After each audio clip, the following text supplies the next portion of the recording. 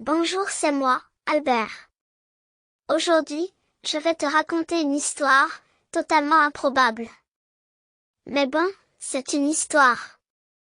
Gigi, la girafe s'est mystérieusement perdue sur la banquise. On ne sait pas comment, mais elle l'a, devant Pipo, un pingouin bienveillant. Je te laisse découvrir la suite, et sois attentif, car à la fin, tu trouveras les questions de compréhension, comme pour toutes les histoires de Victor Album. Au fait, tu sais dessiner une girafe? Surprise!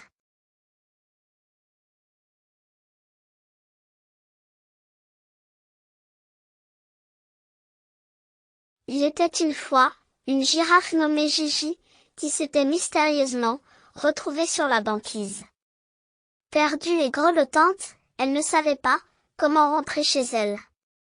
C'est alors qu'elle rencontra Pipo, un pingouin jovial, qui fut surpris de voir une créature aussi grande et élancée sur son territoire glacé.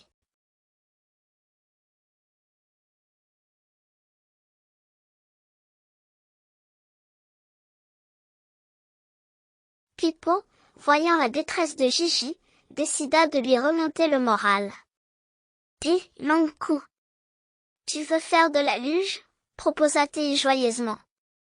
Gigi, bien que perplexe, accepta. Ce qui suivit fut une scène des plus cocasses. Pipo utilisa le long cou de Gigi comme toboggan, glissant le long de sa nuque, en poussant des cris de joie. Gigi ne put s'empêcher de rire, son cou vibrant sous les glissades répétées de son nouvel ami.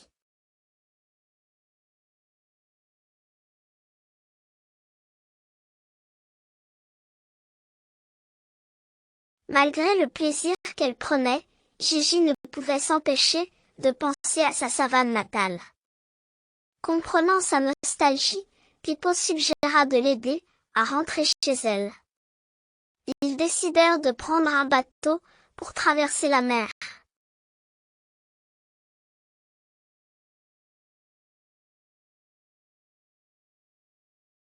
Leur voyage maritime fut tout sauf ordinaire. Un jour, alors qu'ils naviguaient tranquillement, ils furent surpris par une baleine espiègle qui surgit de l'eau, aspergeant le pont. Gigi, prise de panique, tenta de se cacher derrière le mât, oubliant que son cou dépassait largement. Pipo, quant à lui, glissa sur le pont mouillé, se retrouvant coincé dans un seau. Le capitaine du navire, amusé par la scène, ne put s'empêcher de rire en voyant une girafe invisible et un pingouin sot.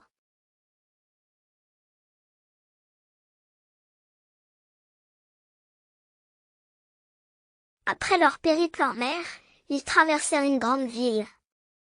Ils observèrent les humains, pour ne pas prendre de risques inutiles. Ils apprirent à traverser les rues, au bon endroit.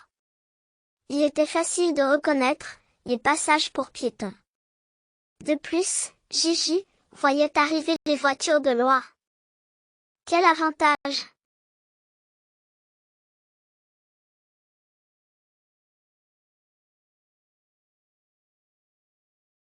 Après la traversée de la ville, ils arrivèrent dans une forêt dense. Là, ils firent la rencontre d'un groupe de singes farceurs.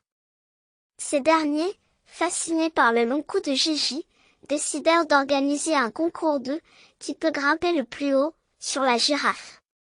Pipo, ne voulant pas être en reste, tenta lui aussi l'ascension, mais ses pattes palmées n'étaient pas faites pour grimper. Il finit par glisser et atterrir dans un buisson de fougères, provoquant l'hilarité générale.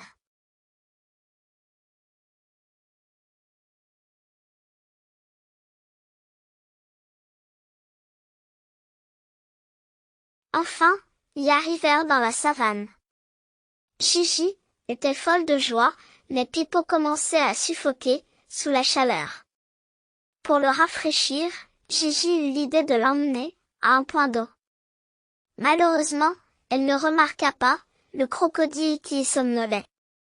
Lorsque Pipo plongea joyeusement, le crocodile se réveilla en sursaut, pensant être attaqué par un étrange poisson noir et blanc. S'ensuivit une course-poursuite hilarante, avec Pipo zigzagant entre les pattes de Gigi, et le crocodile, claquant des mâchoires dans le vide.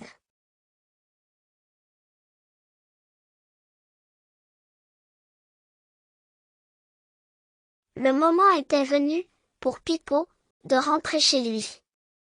Gigi l'accompagna à l'aéroport le plus proche, où il prit un avion, pour l'Antarctique. Avant de se séparer, ils se promirent de rester en contact, et de se revoir un jour.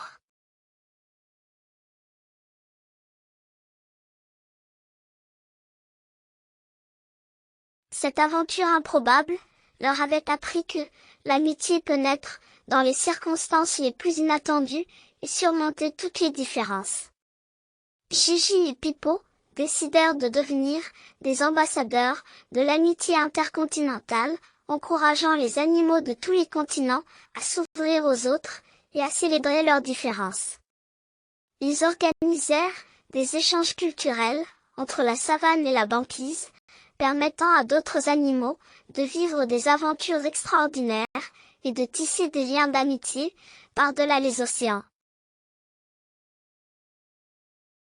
Ainsi, grâce à la rencontre fortuite d'une girafe perdue et d'un pingouin bienveillant, le monde animal a pris une belle leçon sur l'importance de l'ouverture d'esprit et de la compassion envers ceux qui sont différents de nous.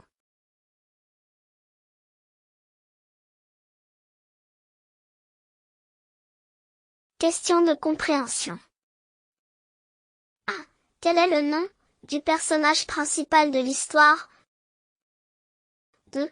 Quelle espèce d'animal est Gigi? 3. Où Gigi s'est-elle retrouvée, de manière inattendue?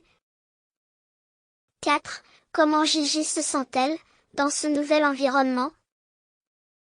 5. Quel est le principal problème de Gigi, dans cette situation? 6. Qui Gigi rencontre-t-elle sur la banquise? 7. Comment est décrit le caractère de Pipo? 8. Quelle est la réaction de Pipo en voyant Gigi? 9. Quel contraste y a-t-il entre l'habitat naturel de Gigi et l'endroit où elle se trouve? 10. Peux-tu imaginer et écrire le dernier dialogue entre Pipo et Gigi à l'aéroport?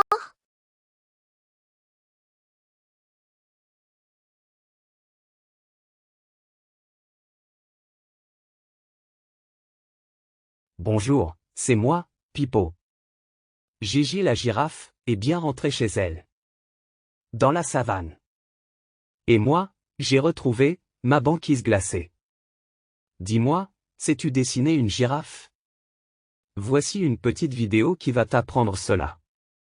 Mais ensuite, pense surtout à imaginer une girafe unique, ta girafe. Par exemple, avec un chapeau, avec des lunettes, une girafe de toutes les couleurs, et pourquoi pas, une girafe déguisée pour carnaval. Laisse libre cours à ton imagination. Tu peux aussi envoyer tes réalisations à Victor Galaxy, et nous en ferons un véritable album. À très vite.